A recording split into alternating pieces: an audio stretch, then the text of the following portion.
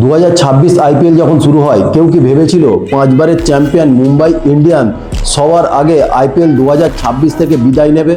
যে টিমে 4-5টা ক্যাপ্টেন রোহিত শর্মা, সূর্যকুমার যাদব, তিলক বর্মা, জাসপ্রীত বুমরা এবং হার্দিক পান্ডিয়ার মতন গেম চেঞ্জার আছে, সেই টিমের এইরকম দশা হবে কেউ কি ভেবেছিল? এবারের মরশুমে সবথেকে বড় আলোচনার টিম ছিল মুম্বাই ইন্ডিয়ান্স, আর সেই টিমের ক্যাপ্টেন হার্দিক পান্ডিয়া। কিন্তু রেকর্ড বলছে অন্য কথা। 8টি ম্যাচ খেলে 20+ রান করেছেন তিনি এবং বল হাতেও রান দিয়েছে 12-র ওপরে। As a player and as a captain হিসাবে হার্দিক পান্ডিয়া ব্যর্থ হয়েছেন এবারের মরশুমে। মুম্বাইয়ের আসল শক্তি ছিল রোহিত শর্মা। কেকেআরের বিপক্ষে 78 রান দিয়ে টুর্নামেন্টটা শুরু করেছিলেন। দুর্ভাগ্যবশত আরসিবির বিপক্ষে ইনজুরির জন্য মাঠের বাইরে চলে গিয়েছেন তিনি। এখনো পর্যন্ত মাঠের বাইরেই আছেন। যাকে টি-20 ক্রিকেটে সেরা ব্যাটার ধরা হয়, সূর্যকুমার যাদব, তারও ব্যাট থেকে এখনো পর্যন্ত সেই রকম রান আসেনি।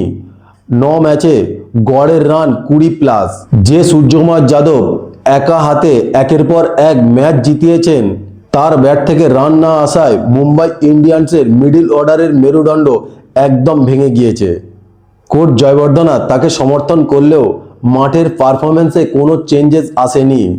জাসপ্রীত বুমরা, যাকে ক্রিকেট দুনিয়ার সর্বকালের সেরা বোলার ধরা হয়, তাকেও এবারের আইপিএলে ফ্লপ দেখা যাচ্ছে। নামই কেবল স্টার প্লেয়ার, কাজে কিছু নয়। এই তকমাই এখন মুম্বাই ইন্ডিয়ান্সের সঙ্গী। মুম্বাই ম্যানেজমেন্টের একের পর এক ভুল সিদ্ধান্ত এবং প্লেয়ারদের অফ ফর্মের কারণে মুম্বাইকে টুর্নামেন্টের মাঝপথে এসে আইপিএল 2026-এর প্রথম এলিমিনেটেড টিম হিসাবে ধরা হচ্ছে।